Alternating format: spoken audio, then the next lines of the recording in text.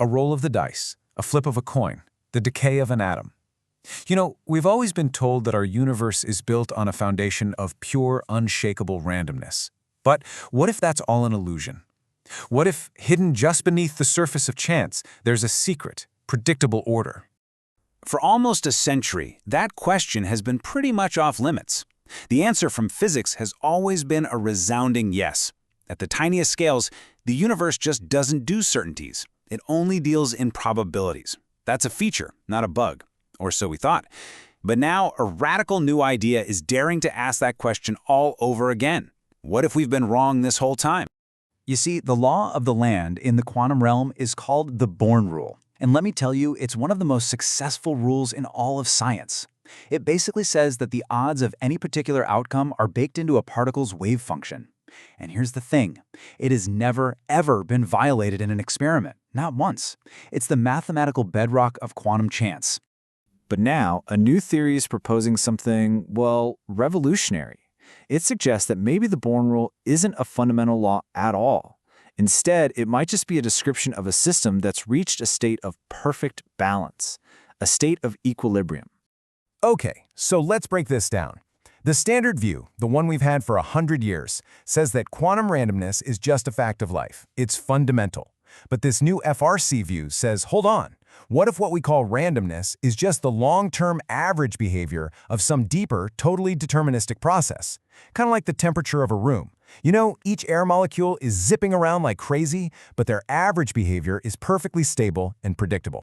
And here's what's so clever about this new idea. It doesn't actually break the old one. This chart shows that once the system reaches that stable equilibrium, the new model's predictions line up perfectly with the good old Born rule. This explains why the Born rule has been so successful for so long. It's describing the system when it's settled down. But, and this is the real kicker, reaching that state of perfect, random-looking balance isn't instantaneous.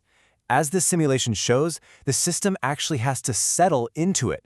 There's this process of convergence that takes a real finite amount of time, and it's in that tiny window of time that we might find our first clue. So, if quantum chance is just an equilibrium, well, that opens up a really exciting possibility. It means that, like any equilibrium, maybe, just maybe, it can be disturbed. And this is where our investigation really begins, as we start searching for tiny cracks in the very foundation of physics. This right here is the central testable prediction. If this new framework is right, then we should be able to find very specific, predictable situations where the outcomes of a quantum measurement don't quite follow the perfect probabilities of the Born rule. These tiny deviations, let's call them glitches, would be the first real evidence of a hidden deterministic reality. So let's look at the evidence. Clue number 1 is what the theory calls a timing glitch. The idea is simple. If you try to measure a system before it has enough time to settle, you're gonna get a biased result.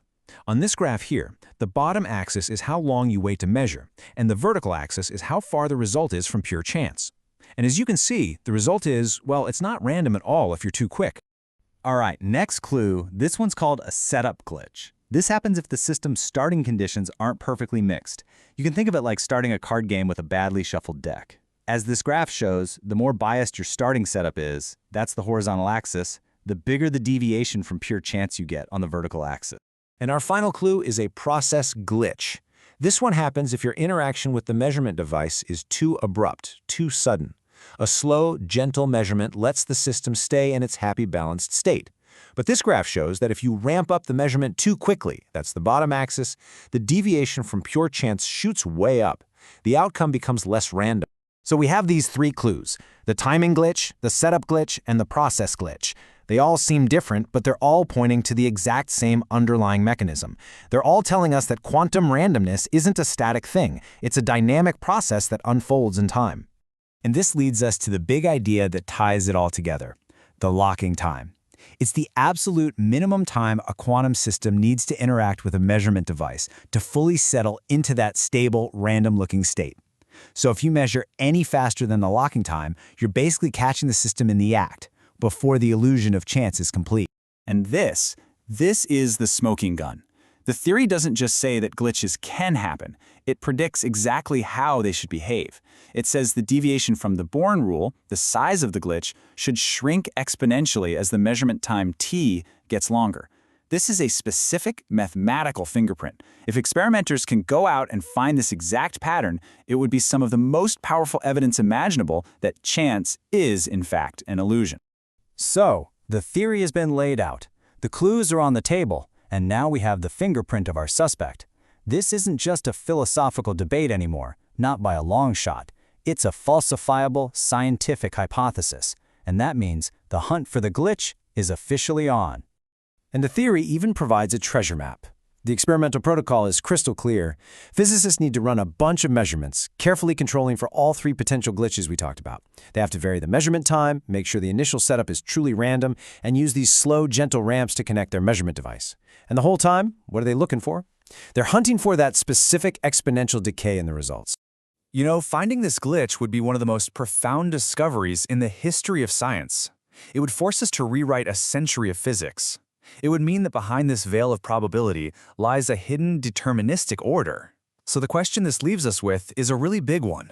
If the randomness at the very heart of our reality turns out to be just a predictable process, what else that we take for granted is merely an illusion?